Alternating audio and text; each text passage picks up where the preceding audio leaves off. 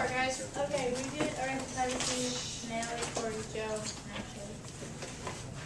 So I have the history, and a right to privacy was a Harvard law review proposed by Samuel Warren and Louis Dice in the year of 1890. And according to them, the right to life has come to mean the right to enjoy life and to be active. This development was made legal. And I'm gonna explain like how that worked. So there was like an old law that believed that everyone should have full protection in person and in property. So, but they thought that it was like necessary to bring a new law because like the rights were changing by the years. So that's what it means. So the right to life was only to protect the liberty and freedom from restraint, and the right to property, which was to secure the lands.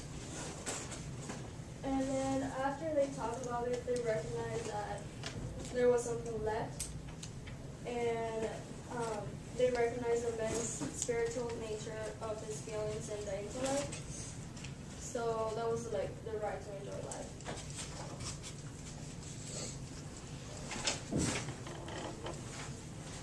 So the background,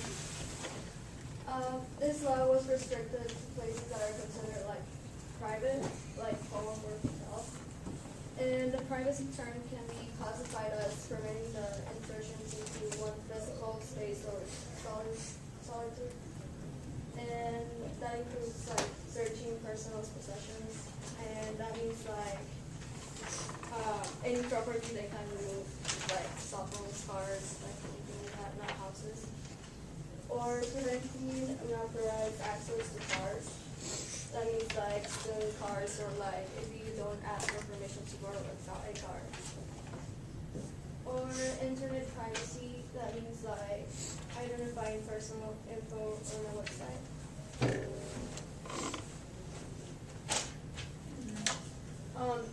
The importance today, it's most important because it applies today. And with technology being such a big part of our lives, it's kind of the main one that I looked at because it's the one that we would be concerned with the most, I think, as teenagers at the very least. So two main reasons for having privacy is for competitive reasons. So keep things separate from your competitors so they don't know your strategy and all that. And for embarrassment, so just personal things that you want to keep to yourself or your family or whatever. All right. Current issues, again, it's mostly with technology, I think, that we would be concerned about. So, like, now the idea that the government might spy more on us and stuff with, like, video cameras and recording devices for phone conversations. And the idea is that they would want to keep us safe from terrorist attacks and whatnot. But in all actuality, they're violating our privacy because I think a lot of those things don't apply, so there's no reason to use them. So like with text and phone conversations, I think there's other ways that terrorists organize that. And then with the internet, there's spyware that tracks your browser history. So internet and technology, it's a lot easier to keep track of and keep records of.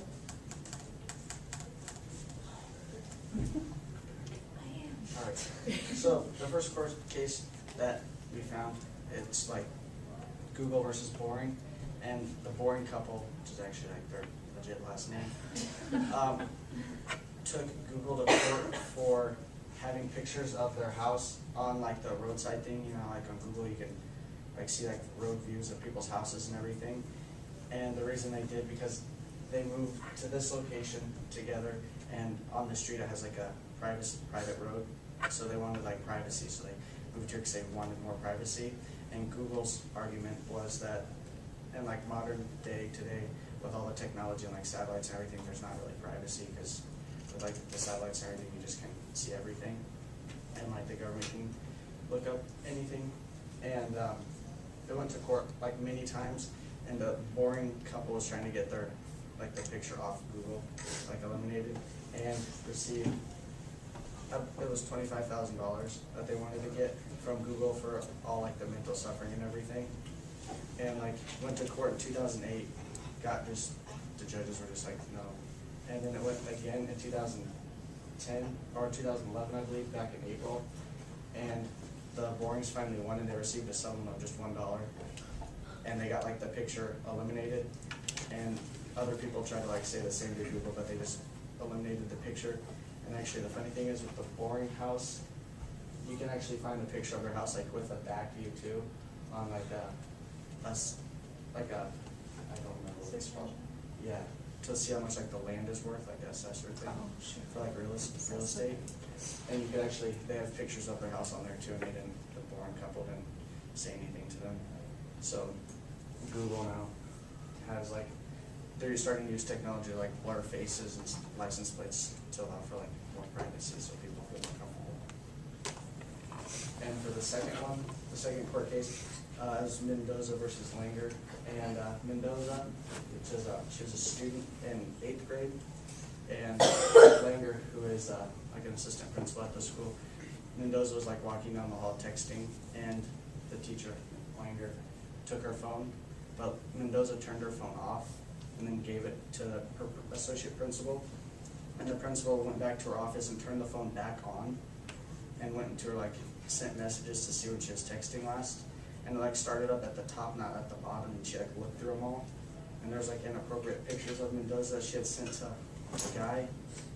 You guys can see what that was. And then Mendoza found out that Langer did that and took him to court. And Mendoza won. And Langer was put on, like, while it was going on, she was put on like a 30-day work release because the school just kind of didn't really want to admit to all of that because it made them look bad. So the teacher came back in, so did Mendoza, and she received like a sum of $2,500, I believe.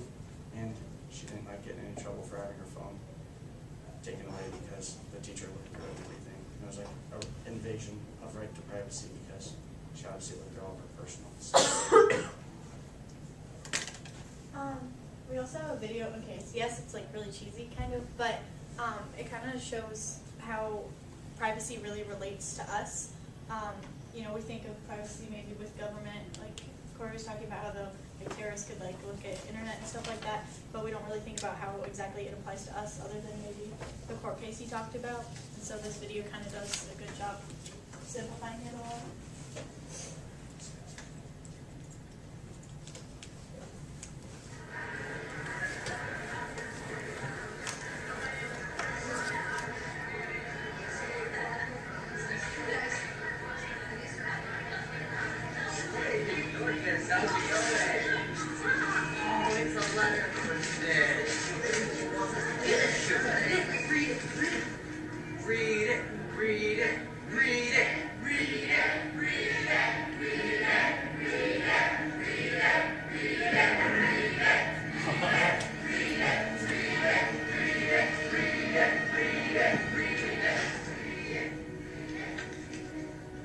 Hey, I think you dropped this.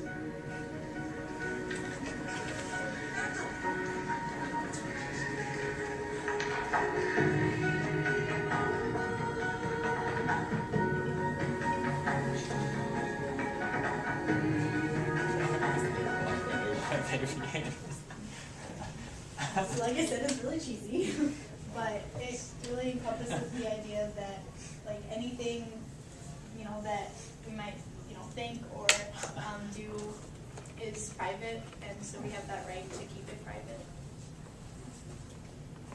And